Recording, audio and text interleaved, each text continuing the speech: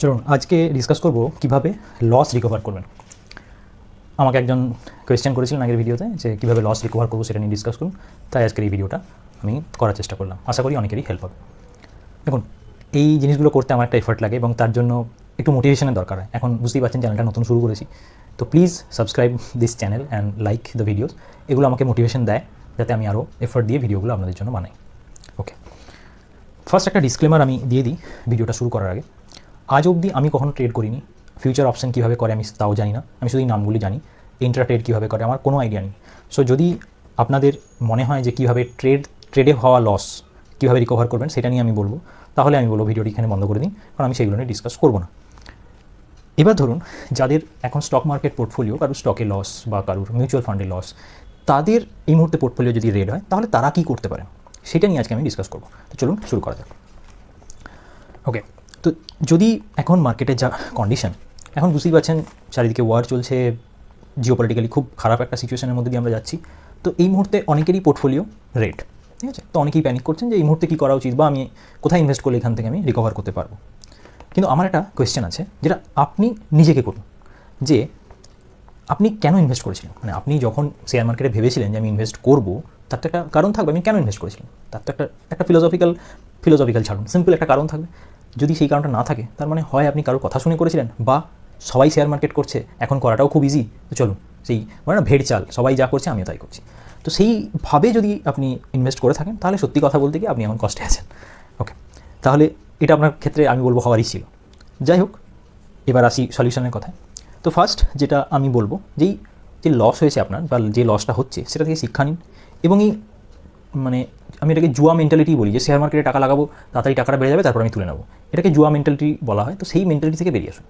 Share market এখানে মানে কখনোই মানে রাতারাতি আপনাকে টাকা দেয় না। মানে যারা শেয়ার মার্কেট থেকে বড় লোক হয়েছে তারা অনেক দিন ইনভেস্ট করেছে, তারপরে তারা সেই রকম একটা হিউজ পরিমাণ ওয়েলথ ক্রিয়েট করতে পেরেছে।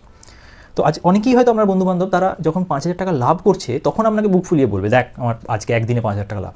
কিন্তু যখন সে 50,000 টাকা ক্ষতি করছে তখন তাকে আর খুঁজে পাবে না, তার টুঁ শব্দটি সে করে না।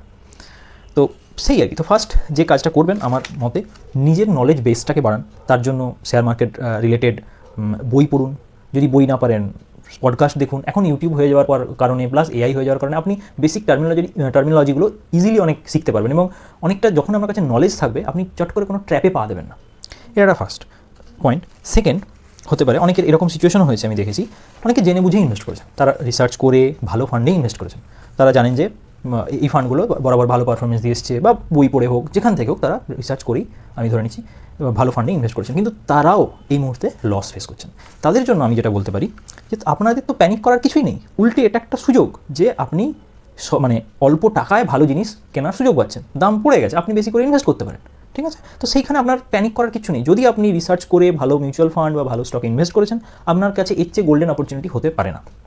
ওকে ওকে, চলুন এবার নেক্সট পয়েন্ট আমি ডিসকাস করি। সেটা হচ্ছে যে আমাদের এই যেই ধরুন বা 2020 পরে কোভিডের পরে যে মার্কেট রিকভার করলো, তারপরেই আমরা জানি যে এই শেয়ার মার্কেটে ইনভেস্টমেন্টের একটা সেই কী বলবো, মানে সে লাথ লেগে গেছে টাইপের, মানে সবাই ইনভেস্ট করছে, কেউ বুঝুক নাই বুঝুক ইনভেস্ট করছে। দেখুন, ইনভেস্টমেন্ট করাটা ভালো, মানে আমাদের দেশের পক্ষে ভালো, আপনার নিজের জন্যও ভালো, কিন্তু ইনভেস্ট করাটার মধ্যেও তো আপনার মধ্যে একটা ধৈর্য থাকতে হবে, আপনাকে সেই সময়টা দিতে হবে। আপনি যে ওর কথা শুনে করছেন, টেলিগ্রাম থেকে টিপস নিচ্ছেন, হোয়াটসঅ্যাপে টিপস নিচ্ছেন, দিয়ে ইনভেস্ট করছেন, তাহলে আপনার কোনো টাকা তো হবেই না, উল্টে আপনার দুর্ভোগ আছে পাবেন। কিন্তু এখান থেকে বাঁচার একটা উপায় হচ্ছে যে আপনাকে মার্কেটকে সময় দিতে হবে। মানে ধরুন, আমি সময় দেওয়া এইভাবে বলছি যে জেনারেলি ইকুইটি মার্কেটে যদি আপনি কোনো ইকুইটি মার্কেট, মানে আপনি ডাইরেক্ট স্টকে লাগাচ্ছেন বা কোনো ইকুইটি মিউচুয়াল ফান্ডে লাগাচ্ছেন, তাহলে সেক্ষেত্রে আপনাকে মিনিমাম 5 বছরের একটা টাইম ফ্রেম নিয়ে আসতে হবে। আপনি এখনও অবধি আপনাকে আমি চ্যালেঞ্জ করছি, একজনকে দেখাতে পারবেন না যে আপনার ইকুইটি ফান্ডে ইনভেস্ট করেছে টানা 10 বছর, সে নেগেটিভ নয় 10% অ্যানুয়াল রিটার্নের নিচে সে রিটার্ন পেয়েছে। It is not possible. কারণ যখনই আমি মার্কেটকে টাইম দিচ্ছেন, সে কখনো বাড়ছে কখনো কমছে, দিয়ে একটা অ্যাভারেজ আউট হয়ে যাচ্ছে। সেই কারণে আর মার্কেট সবসময় একটা সাইক্লিক প্যাটার্নে চলে। এই ধরুন কোভিডের পরে মার্কেট মানে 2024 অবধি পাগলের মতো বেড়েছে, সবাই যেই স্টকই লাগাচ্ছে সেই ইনভেস্টর হয়ে যাচ্ছে, সেই তার প্রফিট হয়ে যাচ্ছে, সেই লোককে জ্ঞান দেওয়া শুরু করে দিচ্ছে। কিন্তু 2024 সেপ্টেম্বরের পরে কী হলো, এখনও অবধি দেখুন মার্কেট রিকভার করতে পারছে না। তাহলে সেই কারণের জন্য একটু ধৈর্য ধরাটা খুব ইম্পর্টেন্ট। এবারে আমি আরেকটা পয়েন্ট আপনাদেরকে বলে আমি আর কয়েকটা ফাইনাল কথা বলবো। যে অনেকেরই এরকম আছে যে শেয়ার মার্কেটে এমন হিউজ পরিমাণ লস করে ফেলেছেন, ধরুন কেউ 50 লাখ টাকা সামহাও কোনোভাবে জোগাড় করে হয়তো আমি ইনভেস্ট করেছিলেন, সেখান থেকে হয়তো 10 লাখ টাকা পড়ে আছে, তার 80% বা 40 লাখ লস হয়ে গেছে।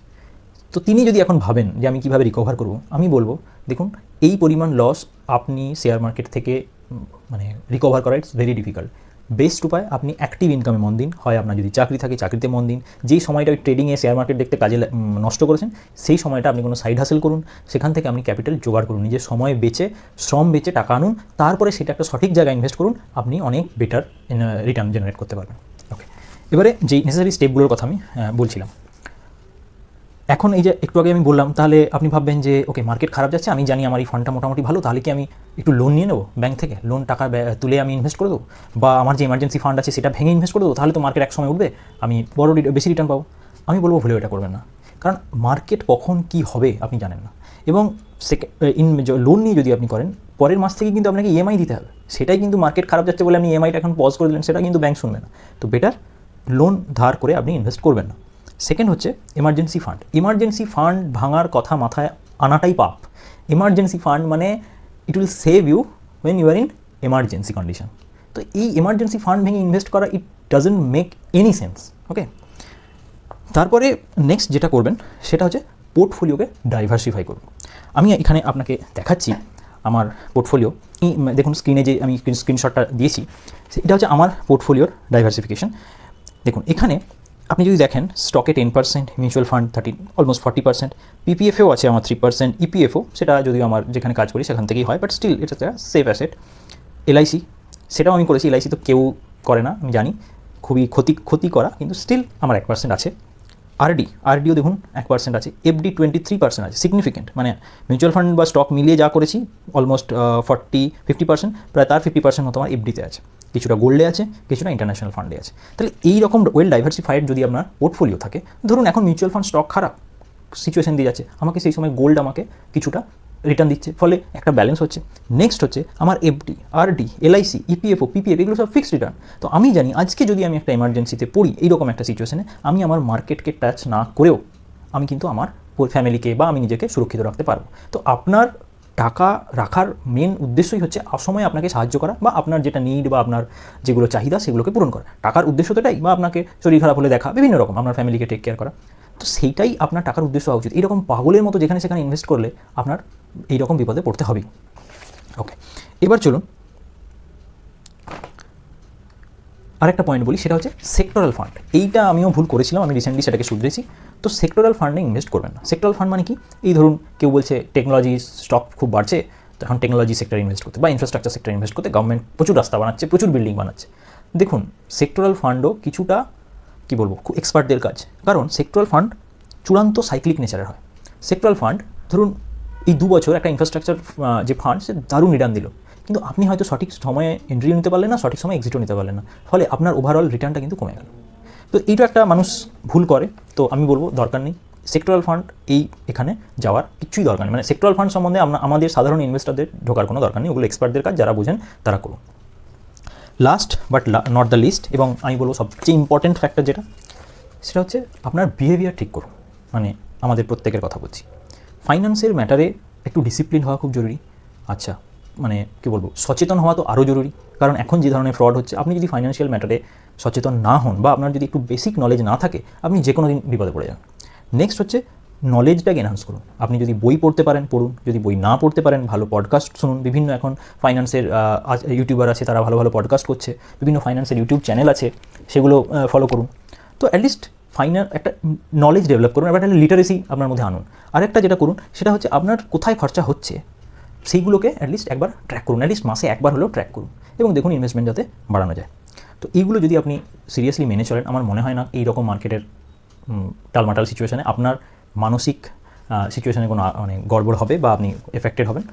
মার্কেট একটা সময় রিকভার করবেই, অত চিন্তা করার কিছু নেই। তো এই কয়েকটা ডিসিপ্লিন একটু মেনে চলুন, আমি বলছি আপনার দুর্দান্ত রিটার্ন আপনি জেনারেট করতে পারবেন। Thank you. ভিডিওটা লাইক করে দিন এবং চ্যানেলটা সাবস্ক্রাইব